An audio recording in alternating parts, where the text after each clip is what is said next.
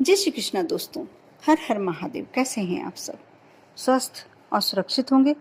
दोस्तों, माँ दुर्गा की पूजा को समर्पित चैत्र नवरात्रि पावन समय चल रहा है। हर भक्त माता रानी की पूजन में बड़ी सावधानी रखते हैं ताकि माँ दुर्गा उनसे नाराज ना हो। उनकी चुनरी, उनका भोग, उनकी श्रृंगार सामग्री, उनके लिए फूल, प्रसाद, फल, कलश, दीपक आदि सभी चीज़ों का सही तरीके से चुनाव करते हैं और विधि पूर्वक व्रत करते हैं, पूजन करते हैं। चैत्र नवरात्रि की पूजन में महत्वपूर्ण वस्तुओं से माता रानी के लिए जलाने वाला दीपक भी बहुत ही ध्यान से रखा जाता है। पूरे 9 दिनों तक माता दुर्गा के लिए अखंड ज्योति का दीपक भी जलाया जाता है। माँ दुर्गा की पूजा का दीपक कैसा होना चाहिए और किन बातों का आपको ध्यान रखना चाहिए, आप अष्टमी नवमी तिथि को कैसा दीपक जलाएं जिससे माँ दुर्गा की आप कृपा पा सकें, उनका आशीर्वाद पा सकें और आपके घर में सुख समृद्धि सभी आए। मैं इस बारे में इस वीडियो के माध्यम से आपको बताने वाली हूँ। अवश्य आप शुरू से अंत तक वीडियो को देखें। दोस्तों, माँ दुर्गा के लिए 2 मुखी दीपक जलाना चाहिए। ऐसा करने से आर्थिक उन्नति, परिवार में सुख शांति, कार्यों में सफलता, ये सभी प्राप्त होते हैं। इसके साथ ही माँ दुर्गा की कृपा से रोग और दोष भी दूर हो जाते हैं। दीपक का बहुत महत्व है पूजन में। माँ दुर्गा को प्रसन्न करने के लिए 2 मुखी दीपक में गाय के घी और सफेद खड़ी बत्ती का, जो फूल बत्ती होती है, उसका उपयोग करना चाहिए।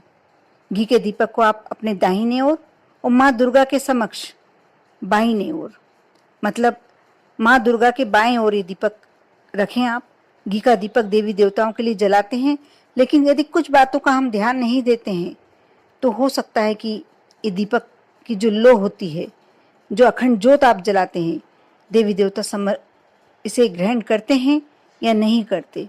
इसलिए आप अपनी तो दाहिनी ओर रखेंगे, लेकिन माँ दुर्गा के समक्ष, क्योंकि सामने माँ देवी की प्रतिमा होगी, आप उनके समक्ष ऐसे रखें कि माँ दुर्गा के बाएं ओर दीपक रहे।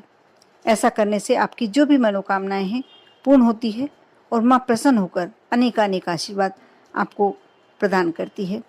यदि आपकी कोई ऐसी मनोकामना है जो बहुत लंबे समय से पूर्ण नहीं हो रही है और आप सोच रहे हैं कि मेरी ये मनोकामना पूरी हो जाए, तो माँ दुर्गा के समक्ष अपनी विनती करके तिल के तेल का दीपक जलाएं। इसमें लाल रंग की सीधी बत्ती का उपयोग करें। बत्ती लाल रंग की होना चाहिए। आप चाहें तो कलाबे से बना सकते हैं, बहुत ही प्रसन्न होती है माँ कलाबे की बत्ती से।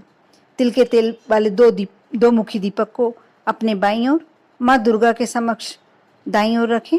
ये इस बात का आपको ध्यान रखना है कि ये दीपक, जो तेल का दीपक आप लगाएंगे, तो आपके तो बाईं ओर होना चाहिए और माँ के दाएं ओर होना चाहिए। यानी जो घी के दीपक आपने दूसरी तरफ लगवाया था और ये वाला दीपक माँ दुर्गा के दाएं ओर रखा जाएगा। और साथ ही इस बात का भी आपको ध्यान रखना होगा कि जो भी दीपक रखा जाए उसका मुख उत्तर या पूरब दिशा में हो। दीपक की ज्योति का रंग सुनहरा है तो यह आपके बिजनेस और करियर में उन्नतिदायक माना जाता है। आप बहुत अच्छे से अपने आकलन स्वयं कर सकते हैं। जब दीपक प्रज्वलित करते हैं आप और दीपक की ज्योति में थोड़ा सा सुनहरा सा रंग आ रहा है, तो आप मान लीजिए कि आपने ऐसा दीपक लगाया है कि आपके बिजनेस में और करियर में उन्नति होने वाली है। माँ दुर्गा के आशीष से आपका परिवार धन्य धान से भरने वाला है।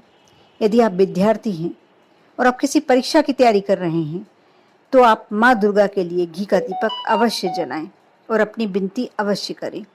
यदि गाय का घी का दीपक या तिल का तेल आपके पास नहीं है, उपलब्ध नहीं है, तो साफ सरसों के, जो स्वच्छ सरसों का तेल होता है, उससे भी आप दीपक जला सकते हैं। ऐसा नहीं है कि जिसके पास घी नहीं हो तो वह दीपक ही नहीं लगा सकते हैं। और आप जब भी दीपक प्रज्वलित करते हैं, अपने मन की इच्छा, यदि आप निस्वार्थ माँ की पूजन कर रहे हैं तो आप विनती अवश्य करें और धन्यवाद अवश्य दें। अपनी गलतियों के लिए, अनजाने में जो आपसे भूल हुई है, उसके लिए आप क्षमा अवश्य मांगे। आप देखना कितना जीवन में चमत्कारिक परिवर्तन दिखाई देने लगेगा, क्योंकि कहते हैं माँ जो ये 9 दिन नवरात्रे होते हैं, आप सब पर कृपा बरसाने आती हैं, अपने भक्तों पर कृपा करने आती हैं, अपने बच्चों पर कृपा करने आती हैं। इसलिए हम कैसे मना पाते हैं माँ को, ये हमारे ऊपर डिपेंड करता है, हमारे ऊपर निर्भर करता है। आप भी अपनी तरफ से पूरा प्रयत्न कीजिए। अष्टमी नवमी तिथि को आपके यहाँ जिस दिन भी पूजन होता है, आप उस तिथि को यूं ही जाए या नहीं जाने दीजिए। थोड़े से दीपक लगाने में सावधानी बरत कर आप अपने जीवन को धन्य बना सकते हैं। ओम नमः शिवाय।